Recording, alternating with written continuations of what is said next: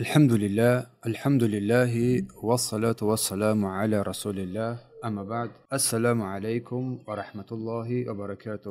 برادران و خواهران گرامی قدر، امروز با فضل و کرم الله سبحانه و تعالی با همراه شمایان از این کتاب مبارک که ما در اصل اول قرار داشتیم، الاصول الثلاثه، اصل های سگانه که انسان در قبر از آن پرسیده می شود، در اصل اول قرار گرفتیم من ربک و تا آخر سخن شیخ رحمه الله تعالی و قرار گرفتن در بیان نوع‌های عبادت که مؤلف دیروز بیان کردیم. گفتن که فمن صرف منها شیئا لغیر الله، اگر هر کس که چیزی از این نوع‌های عبادت از برای غیر الله صرف نماید، فهو مشرک کافر و مشرک کافر میگردد. و در دوام چه فرمودن؟ در دوام قول الله سبحانه و تعالی را آوردن و سپس نوع‌های عبادتی که یعنی از بزرگترین نوع‌های عبادتی که صرف کردن آنها در غیر الله شرک است و کفر و ضلالت است، شروع نمودن بر بیان کردن که ما دیروز با همراه شمایان نوع‌های عبادت، قسمتی از نوع‌های عبادت رو گرفتیم: دعا، خوف، ترس، رجاء، امیدواری، توکل و رغبت و رهبت و خشوع و خشیه و انابه. تا این موضوع را از کتاب که مؤلف بیان کرده بود گرفته بودیم، اما با سبب وقتمون تنگ کردن دیگر نتوانستیم ادامه بدیم درس را. امروز با فضل و کرم الله سبحانه و تعالی با همراه شمایان در این اصل اول، در ادامه قسمت این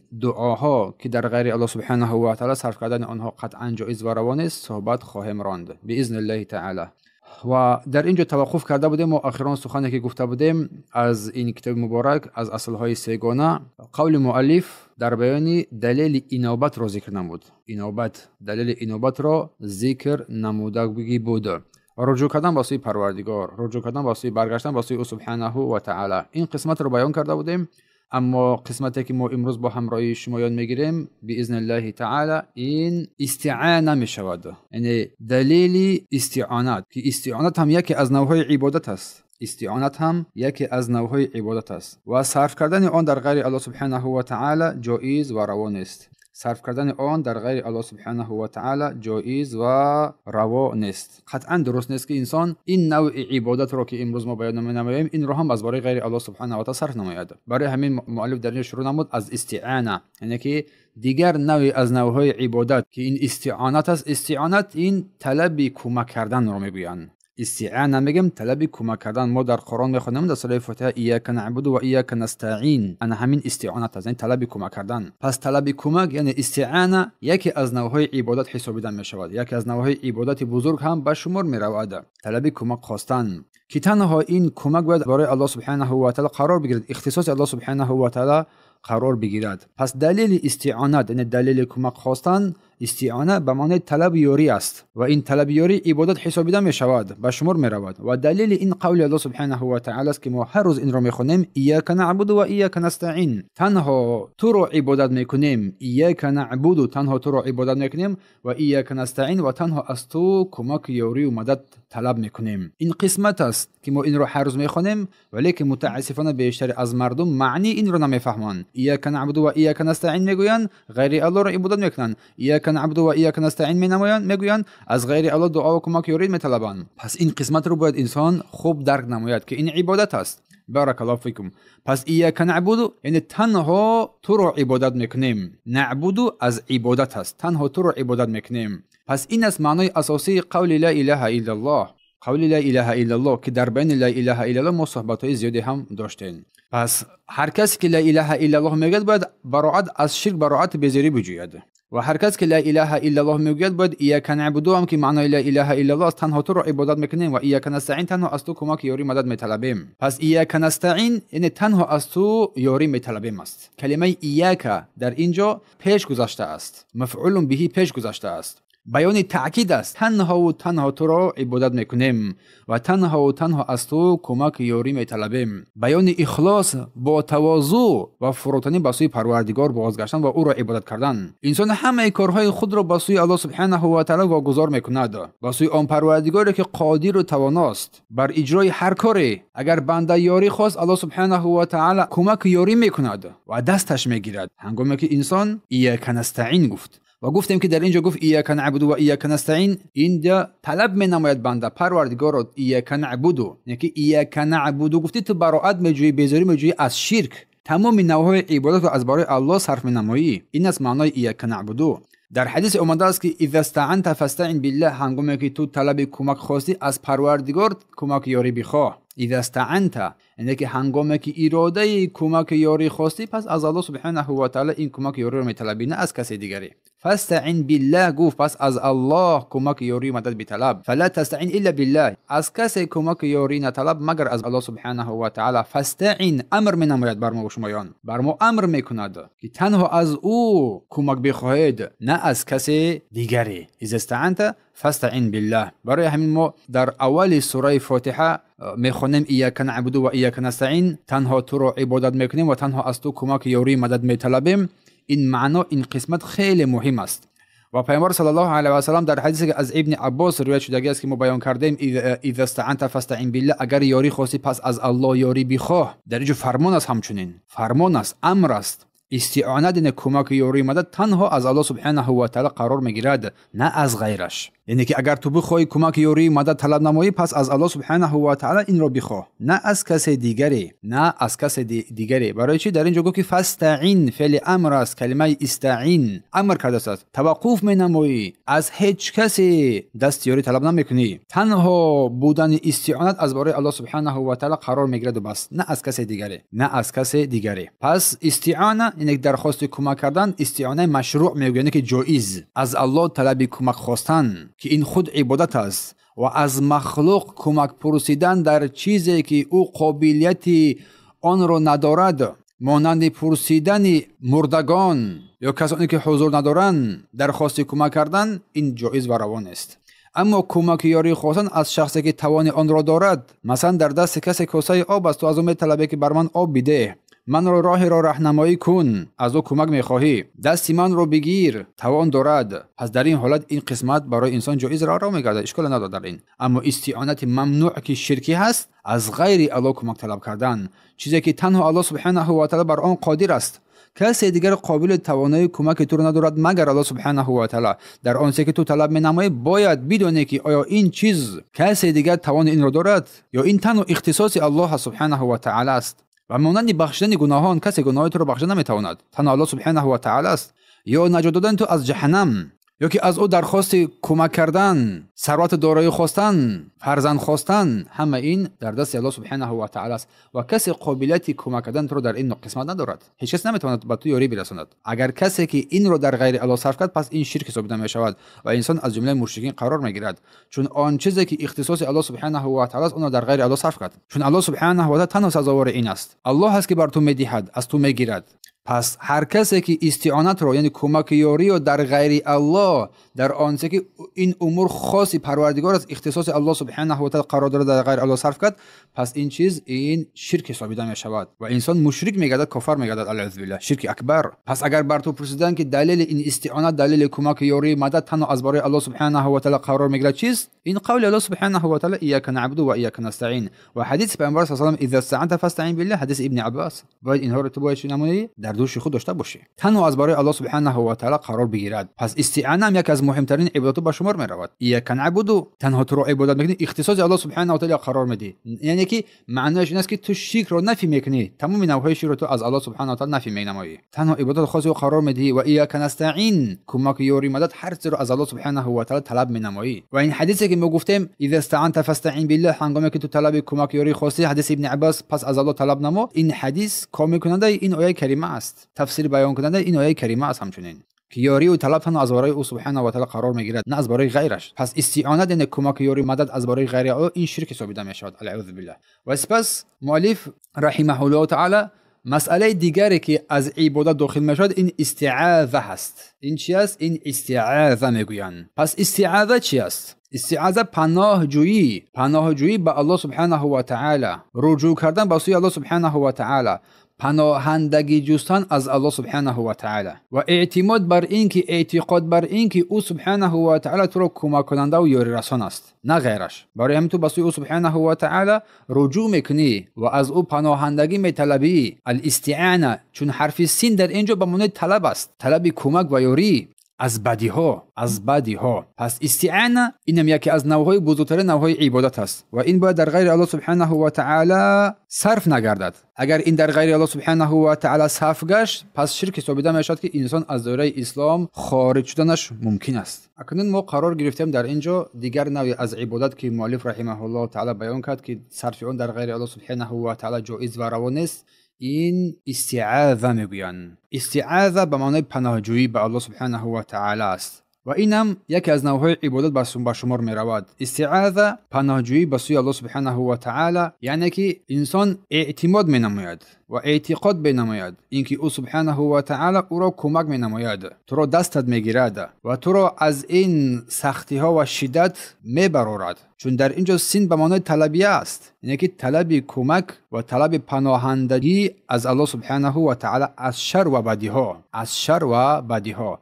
و دلیل اینکه استعاذه یعنی که پناهجویی این نوع از نوعهای عبادت و صرف آن در غیر الله سبحانه و تعالی جایز و روا نیست، این قول الله سبحانه و تعالی است که می‌فرماید قل اعوذ برب الفلق و قل اعوذ برب الناس، که هر یک ما این آیه ها رو میدونیم. قل اعوذ برب الفلق، بگو پناه میبرم به پروردگار صبح سپیدی. قل اعوذ برب الناس، پناه میبرم به پروردگار مردم. پس اینجاست که پس میفهمیم که این استعاذه اینم پناهجویی یک از نوعهای عبادت و صرف آن در غیر الله سبحانه و تعالی جایز نیست. پناه بردن، حمایت طلب کردن، جستجوی محافظت نمودن از کسی که تو باور داری که فعلا و تو را میتواند کمک یاری کند، قادر است بر این محافظت نماید، پس این تنها الله سبحانه و تعالی است که بر این قادر است. پس استعاذه شد پناهجویی محافظت از الله سبحانه و تعالی. تو باور داری، اعتقاد داری که آن پروردگار قادر و توانایی که تو از او طلبی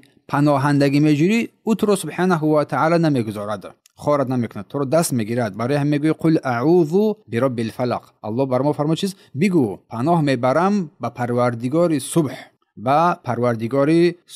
به پروردگار صبح پناه میبرم. پس این ذکر رو انسان چیز همیشه، این دعا را همیشه می نماید، چون این استعاذه یکی از نوعهای عبادت به شمار برود. این رو باید نه، این انسان نباید در غیر الله سبحانه و تعالی صرف نماید. پس استعاذه گفتیم چی است؟ معنیش پناه، محافظت طلبیدن. شرعاً از نگاه شریعت ان همین معنای استعاذه یعنی روی آوردن به الله عز و جل با اعتقاد و اعتماد و باوری بر اینکه او سبحانه و تعالی حافظ ما و شماست، او سبحانه و تعالی حافظ و نگهبان ما و شماست. برای همین این استعاذه نوع دعا حسابیده می شود. قل اعوذ برب الفلق، بگو پناه میبرم با پروردگار صبحگاه. قل اعوذ برب الناس، پناه میبرم با پروردگار مردم. قل، این امر در این سوره فلق و سوره الناس خطاب به سوی پیامبر صلی الله علیه و سلم است. بگو ای پیامبر، خطاب به سوی پیامبر است، برای تمام امت تعلیمات است. امری که با پیامبر صلی الله علیه و سلم داده می شود، این امر و خطاب به سوی تمام امتش است. قل اعوذ یعنی پناه میبرم، پناهندگی میجویم، به سوی الله روی میآرم، برب الناس، به سوی پروردگار مردم، چون الله سبحانه و تعالی است، خالق مردم الله سبحانه و تعالی است. پس استعاذه این با زبان گفته می شود، ولی مکان اصلی وی قلب است، مکان اصلی وی قلب بندگان است. پس استعاذه با زبان گفته می شود، اما محل اصلی وی کجا بوده است؟ این قلب بوده است. حقیقتی که انسان با سوی پروردگار باز میگردد این قلب بنده است. باید انسان از همین جهت بر باطنش با اخلاص، با احساس محبت با سوی پروردگار پناهندگی بجوید، طلب محافظت از او سبحانه و تعالی را بنماید. برب الفلق، پروردگار صبح. کلمه فلق معنای صبح، هنگامی که صبح میدمد، روشنی عظمت الله سبحانه و تعالی در اینجا مشاهده می شود. و همچنین قل اعوذ برب الناس، پروردگار مردم. فهمیده میشه که تمام این مردم را الله آفریده است. پس فهمیدین که تمام مردم را الله آفریده است، ما باید از مردم دست بکشیم و به سوی الله مراجعت نماییم و مردم شایسته عبادت نیستند این هنگام. قل اعوذ برب الناس. پس در اینجا هنگامی که تو این سوره های قرآنی را تلاوت می نمایی، باید پی ببری بر این سفیدی صبح که هنگامی که طلوع می نماید یک پروردگار قادری هست که این را آفریده است. و این زیر تصرفات الله سبحانه و تعالی، زیر کنترل او سبحانه و تعالی قرار دارد. پس در اینجا است که تو عظمت الله سبحانه و تعالی را مشاهده میکنی و درک مینمایی که تنها پناهندگی با سوی او سبحانه و تعالی هست و بس، نه با سوی کسی دیگری. و هنگامی که تمام این مردم رو با تمام اشکال و نواهای گوناگون و رنگ زبانها میبینی، درک مینمایی که آن پروردگاری که این انسانیت رو آفریده است با این شکل‌های گوناگون و زیبا و هر نوع دیگری، درک مینمایی که آن خالق واقعاً خالق است که هنگامی که با سوی او تو باز بگردی، پناهندگی از او بجویی، حتما تو رو پناه میدهد، حتما تو رو پناه میدهد. الله سبحانه و تعالی بر ما و شما توفیق بدهد که با سوی او سبحانه و تعالی خالصانه باز بگردیم. و همچنین تو میگویی اعوذ بالله من الشیطان الرجیم، هر روز این رو میگویی، پناه میبرم به سوی الله سبحانه و تعالی از شیطان رانده شده. این سخن رو ما همیشه میگوییم. و هنگامی که تو پناهندگی رو با سوی الله سبحانه و تعالی روانه میسازی، اولین کاری که انجام میدی باید با قلبت این کار رو انجام بدهی. سپس زبان تو با این گفتار روانه بگردد و اعضای بدن تو بر این تسلیم بشود. قل اعوذ، بگو پناه میبرم. برای ما تعلیم میدهد اینکه این را با زبان گفتی، قلبت هم به این اقرار نماید. معنیش این است که تنها او سبحانه و تعالی قادر است که بدی ها را از تو دور نماید، چه شیاطین باشد چه شیطان های انسی و جنی باشد، تنها او است که تو را محافظت می نماید، نه کسی دیگری. بارک الله فیکم. سپس مؤلف رحمه الله تعالی نوع دیگری از نوعهای عبادت را برای ما بیان می نماید. نوع دیگری از نوعهای عبادت را برای ما بیان می نماید. این را استغاثه میگویند. این چی است؟ استغاثه. و استغاثه یکی از نوعهای عبادت به شمار می رود و صرف کردن آن در غیر الله سبحانه و تعالی شرک حسابیده می شود. طلب غوث میگویند. پس استغاثه چی است؟ این استغاثه طلب نصرت است، طلب نصرت، طلب نجات، یعنی کمک خواستن از برای برطرف سازی بلا و سختی ها. هنگامی که انسان در سختی ها و در مصیبت ها در بلاها می افتد، باید به سوی پروردگار رجوع نماید. طلب غوث میگویند، طلب نصرت و نجات و کمک، تا اینکه این بلا و مصیبتی که بر بالای سر انسان آمده است برطرف بگردد، نه به سوی کسی دیگری، نه به سوی کسی دیگری. پس استعانه گفتیم این طلب کمک خواستن است. استعانه عمومی است، هم در مصیبت هم در هنگام خوشحالی. و استعاذه پناه بردن به سوی الله سبحانه و تعالی، این که تو را محافظت نماید از ضررهایی که می آید. اما استغاثه مخصوص به وضعیت واقعی که شدید بر بالای سر انسان می آید، بلا و مصیبت ها، انسان در حال تنگی قرار می گیرد، این است که به سوی الله سبحانه و تعالی بنده باید در حال باز بگردد. و دلیل آن که استغاثه این هم عبادت است و این در غیر الله باید صرف نگردد، قول الله سبحانه و تعالی اذ تستغیثون ربکم فاستجاب لکم، آنگاه که شما به سوی پروردگارتان استغاثه، یعنی که درخواست کمک میکنید در شدت و در سختی ها، در حال الله سبحانه و تعالی بر اجابت شما این خواهد آمد. اذ گفت نه وقتی که هنگامی که تستغیثون ربکم، یعنی پناه به سوی الله میخواهید، پناهندگی بجویید از الله، درخواست طلب کمک مینمایید، در این سختی و شدت شما قرار دارید، فاستجاب لکم، در حال است که الله سبحانه و تعالی اجابت میکند. و این آیه کریمه مفسرین میفرمایند که هنگامی که در جنگ بدر دشمنان از هر طرف مسلمانان را احاطه کردند و بر آنها سختی و شدت قرار گرفت، این بود که این آیه کریمه نازل شد. هنگامی که صحابگان با همراه پیامبر صلی الله علیه و سلم دعا کردند، از او سبحانه و تعالی استغاثه نمودند، از او طلب نجات خواستند، الله در حال جواب آنها را داد و در حال نصرت پیامبر نصرت الله سبحانه و تعالی بر بالای پیامبر بر صحابگان کرام آمد. همین بود که آیه نازل شد اذ تستغیثون ربکم فاستجاب لکم، اذ هنگامی که شما از پروردگارتون درخواست کمک کردید در این سختی شدت، در حال نصرت الله سبحانه و تعالی آمد، فاستجاب لکم، بیان نمود. پس استغاثه به غیر الله سبحانه و تعالی اگر شخص به امر روی آورد، به سوی کار روی آورد به غیر الله سبحانه و تعالی که آن انسان قادر توانای این را ندارد، در این هنگام است که این شرک حسابیده می شود و انسان از جمله مشرکین قرار می گیرد. برای همین باید در تمام سختی ها انسان، اگر سختی آمد بر بالای سر انسان سختی بیاید، می دود به سوی جادوگرا، به سوی ملاها میگن، به سوی جادوگرا می دود، یا اینکه نمیدونن به سوی کیم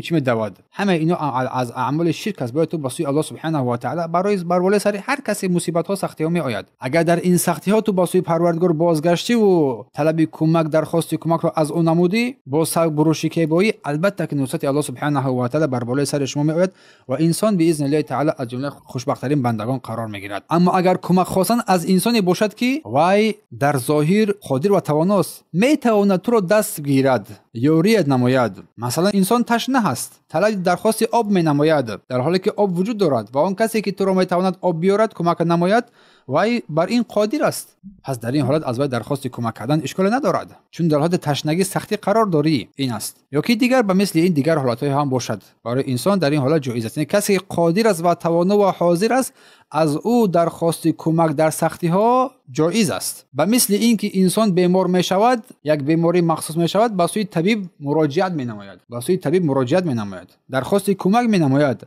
و طبیب معلوم است که در اختصاص خود خوب است. این هنگام این امر جایز و اشکال ندارد. اما پیش از آنی که انسان با سوی طبیب مراجعت نماید، اولین مراجعت را با سوی پروردگار نماید، درخواست طلب و دعا و کمک را از الله سبحانه و تعالی می نماید، سپس بر اسباب چنگ میزند. این است که یاری الله سبحانه و تعالی بر بالای او خواهد آمد. این است که یاری الله سبحانه و تعالی به سوی او بنده خواهد آمد. اما اگر بنده سرکشی کرد و سرپیچی کرد، البته که در مصیبت ها گرفتار میشود، مصیبت او با دوچند میشود. برای آنکه که مصیبت انسان بزرگ نشود، باید اولین درخواست کمک را از الله سبحانه و تعالی بنماید. هر بیماری، هر مصیبتی که بر بالای سر آن میآید، اولین کاری که اولین فکر اندیشه که در قلب انسان میگذرد، در ذهن انسان میگذرد، باید این الله باشد. یا الله بگوید، از او کوب درخواست کمک طلب نماید، سپس بر اسباب نیز چنگ بزند، ولیکن بر اسباب تکیه نکند. نگوید که این طبیب بود که فرزند من شفا یافت، فرزند من را شفا داد، بلکه الله سبحانه و تعالی این طبیب را بر تو مسخر کرد، سبب قرار داد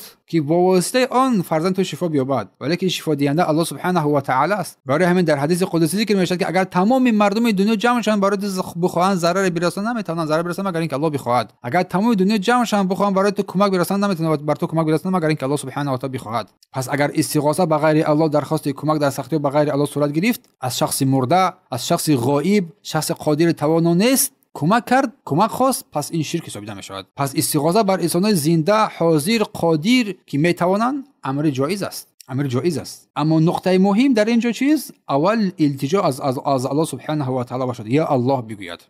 این از استغاثه. اما دلیل ذبح این قربانی را میگویند. دلیل این که امین قربانی کردن این اختصاص الله باید قرار بگیرد و این یکی از بزرگترین نوع‌های عبادت است و این در غیر الله صرف کردن شرک حساب می شود. قول الله سبحانه و تعالی است، میفرماید قل ان الصلاه، سوره انعام است 162 آیت، قل ان الصلاه و نسکی و محیای و مماتی لله رب العالمین لا شریک له. باز در اینجا خطاب با سوی پیامبر صلی الله علیه و سلم است. ذبح قربانی است. مؤلف رحمه الله تعالی برام میفهماند که ذبح یعنی قربانی این عبادت است، بلکه از نیکوترین عبادت هاست و دلیل آن را در حال میارد. قل ان الصلاه و نسکی، یعنی بگو ای پیامبر بر این امت تعلیم بده، تو معلم خیر هستی که نماز من از برای الله قرار بگیرد. اولین چیز نماز است که از انسان پرسیده میشود. برای اینجا قل ان الصلاه، نماز من، رکوع و سجده من، تمام عبادات من از برای الله قرار بگیرد، که در داخل نماز با دعا هم هست. پس نماز خود دعا هست، یکی از نیکوترین دعا است که در قسمت اولی از این نوعهای عبادت دعا بود ذکر کردیم. پس در اینجا الله خطاب می نماید، قل بگو ای محمد بر تمام این امت، بر تمام این بشریت، بر درستی که نماز من و همه عبادت های من و نسک میگوید قربانی میشود. نسک قربانی های من که این بر رسم رسوم قربانی که یکی از نوعهای عبادت قرار میگیرد، همش تنها از برای الله است، از برای غیرش هرگز قرار نمیگیرد، تنها از برای او قرار میگیرد نسکی، چون قربانی هم یکی از نوعهای عظیمترین عبادت است. و همچنین نسک در حج هم این گفته میشود، این قسمت نسک حج میگویند، آن عبادت هایی که در حج قرار میگیرد. و تفسیر دوم به معنای این قربانی است، قل ان الصلاه و نسکی. و در دوم چی فرمود؟ و محیای، یعنی حیات من، تمام حیاتی که من امروز زندگی دارم و عمر به سر میبرم و در این هستی که الله ما را آفرید، اینم از برای الله است. و محیای و مماتی لله رب العالمین، و مرگ من، بازگشت من هم به سوی او سبحانه و تعالی است. حرکت هایم، زندگیم، نهایتم، یعنی مرگم، حتی مرگ من به الله سبحانه و تعالی وابسته است، یعنی اختصاص او سبحانه و تعالی است. در دوم چی فرمود الله سبحانه و تعالی؟ لا شریک له، لا شریک له، او را شریک نیست. هیچ کس شایسته سهم گرفتن در این نوع عبادت را ندارد. قطعاً عبادت، نماز، قربانی، دعا، تمام مراسم ها نمیتواند در غیر الله صرف بگردد، تنها از برای الله. پس این آیه مبارک نشان میدهد که قربانی، عبادت، دعا، نماز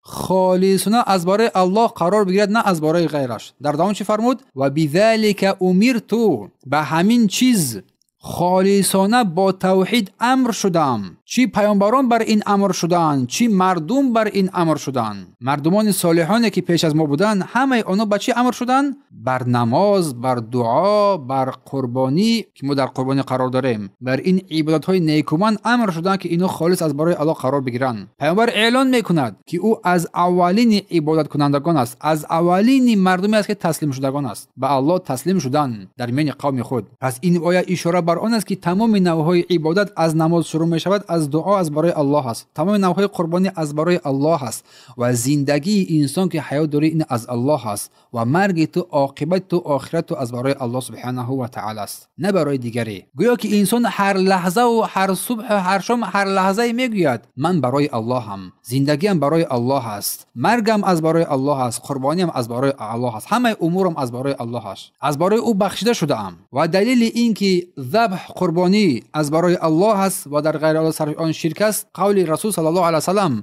رسول الله فرمودند لعن الله من ذبح لغیر الله، الله لعنت کرده است کسانی رو که از برای غیر الله قربانی می نمایند. الله لعنت کرده است آن کسانی رو که از برای غیر الله قربانی میکنند. روایت مسلم است. لعنت دور شدن، دور گشتن، دور کردن از رحمت و مغفرت الله سبحانه و تعالی می باشد. این حدیث اثبات میکنه که ذبح این عبادت است و هر کی آن را در غیر الله صرف بکند، مثل قربانی از برای بود، از برای قبر، از برای الله، از برای اولیاء، از برای جن، از برای هر شخص دیگری، در لعنت الله گرفتار شده است، در شرک الله گرفتار شده است. اگر این عمل، این قربانی عمل عادی بود، صرف آن در غیر الله شرک نمیشد، یا که الله این شخص را لعنت نمیکرد. لعن الله من ذبح لغیر الله، لعنت کنند الله آن کسانی را که از برای غیر الله قربانی می نمایند. تأکید می نماید که این قربانی، ذبح کردن، اگر چند حیوان بزرگ و خرد هم باشد، اگر چند پشه هم باشد، خردترین چیز، دو نفری که از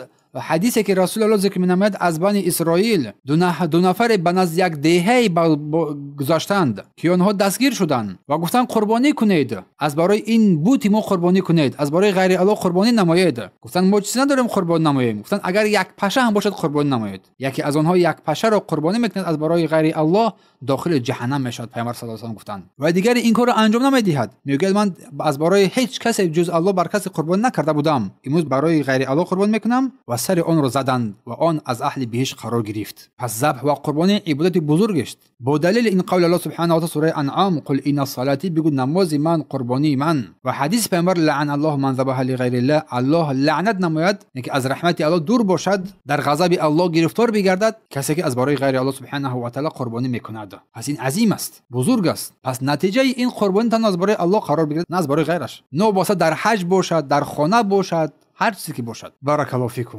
اکنون اما اگر قربانی از برای خوردن باشد، مثلا انسان یک گاو رو، گوسفندی رو، بوزی رو، مرغ رو ذبح می‌نماید، از برای خوردن بسم الله گفته و حلال است خوردن ما، اشکالی ندارد. اما قربانی از برای غیر الله قرار بگیرد و حرام می‌سوبیده می‌شود. چون بیان کردیم از برای ولی، از برای قبر، از برای نمیدونم یگام سحر و جادویی دیگر چیزی که باشد، چون این کارا بسیار انجام می‌یابند پناه به سوی الله. اما قربانی برای ولیمه باشد، برای توی معرکه باشد، اشکالی نداره خوردن وای، حلال است، پاکیزه است. مهمان میآید قربانی کرد، خوردن وای پاکیزه است، اشکالی ندارد.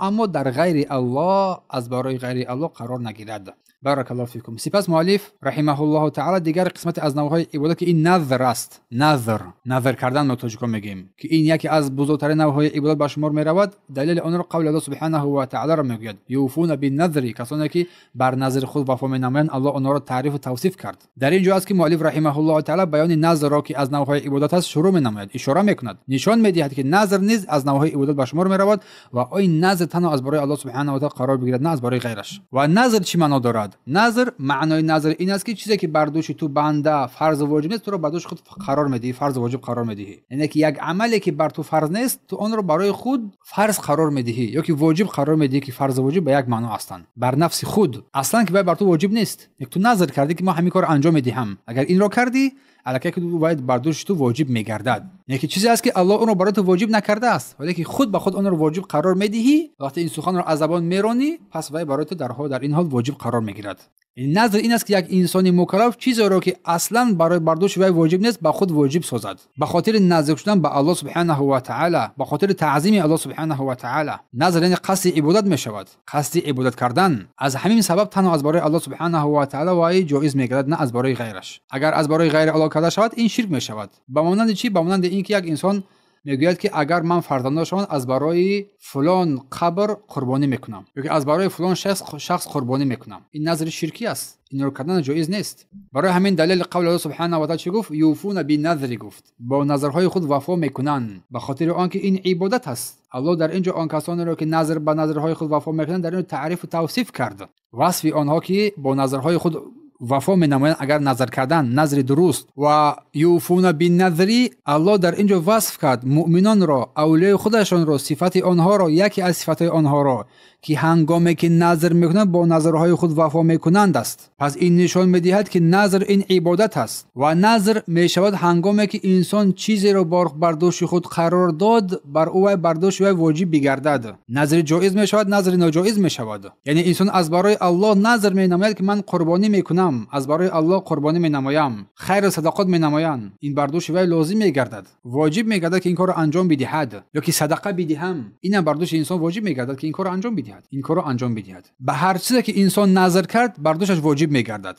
اما اگر نظرش نظر حرام باشد آن را اجرا نمیکند و نظر حرام را کردن جایز نیست. اما نظری که وی مطابق شریعت است وی را حتما باید انسان انجام بدهد. مثلا انسان نظر مینماید که من اعوذ بالله اگه کاری بدی رو انجام میدیم، زنا میکنم، دزدی میکنم یا اون کار دیگر، قصد مینماید، این قطعا انجام دادن این جایز نیست، حرام است. چون رسول الله گفتن که من نظر ان یطیع الله فلیطیعه، اگر هر کس که نظر کرد که الله را اطاعت نماید پس اطاعت کند. گفتن و من نظر ان یعصی، اگر هر کس که نظر کرد که او را معصیت، او را نافرمانی کند پس نافرمانی نکند الله سبحانه و تعالی را. و نظر قسمت دوم نظر مکروه میگویند، قید شده است با شرط. میگوید اگر که بیماری من شفا بیابد من صدقه میدهم، یا اینکه اگر فلان کاری ما شود من صدقه میدهم. اگر این نظر رو انسان کرد، این نظر اگر چنده که مذموم است، یک مکروه است، ناپسند است، اگر این رو کرد هم بر دوشش واجب میگردد. من در امتحان اگر پیروز شوم صدقه میدهم یا که بر دوستانم یک آش نهار میکنم، پس این بر دوشش واجب میگردد، اگر چند این پسندیده نیست. پیامبر گفتن انما یستخرج من البخیل، گفتن بعد از اینکه از شخص بخیل گرفته میشود. یک انسان خودسرانه یک آش نهار نمیکنه کوخی، یک صدقه نمیدهد کو، چون دشوار است. گفتن که این از شخصی بخیل گرفته میشود، گفتن صلی الله علیه و سلم. و این گونه نظر رو پیامبر مکروه شمردن، چرا که شرط گذاشت. در اینجا شرط گذاشت، شرط صدقه چی است؟ همون کار شدن. شرط نیکی چی است؟ همون کار شدن. پس این رو نظری مکروه میگن، نه که بر دوست انسان اگر این کارو کرد واجب میگرده که با اون اطاعت فرمانبرداری نماید، این آن عمل رو یعنی انجام بدهد. یکی با نظر وفا کردن لازم است، حتمی است. پس نظر فهمیدیم که یکی از نوع‌های بزرگترین عبادت هاست. دلیل اون قول الله سبحانه و تعالی یوفون بالنذر، به نظر خود وفا می‌نمایند. اما اگر کسی نظر رو از برای غیر الله کرد، نظر از برای قبر کرد، نظر از برای ولی کرد، نظر از برای جین کرد، این شرک است، جایز نیست کردن آن. چون مردمان هستند که میگن اگر که فرزندم شفا بیابد من از برای فلان ولی قربانی میکنم، از برای فلان جین قربانی مینمایم. این اینا بسیار هستند، این شرک است، انسان از دایره اسلام خارج میشود. پس نظر در آخر دو قسم بوده است، نظر محمود که جایز، اجرایش جایز است، که واجب میگردد، و نظری مکروه با یگم شرط قیدش میگذاری، یگم شرط قیدی فلان کار شد فلان کارو میکنن. پس این دومش مکروه است، که وفا کردن اون واجب میگردد، وفای آن واجب میگردد. پس این هم چیز لازمی و حتمی است. در همین جا از این قسمت عبادت هایی که مؤلف رحمه الله تعالی بیان کرد، یعنی بعضی از قسمت های عبادتی که از برای الله قرار بگیرند از برای غیرش اینها را صرف کردن این شرک حساب دیده می شود، برای ما و شما بیان کرد. وگرنه قسم های عبادت زیاد است که در اول کتاب برای ما بیان کرده بود. در اول کتاب برای ما بیان کرده بود، گفت با مثل نیکویی به پدر و مادر،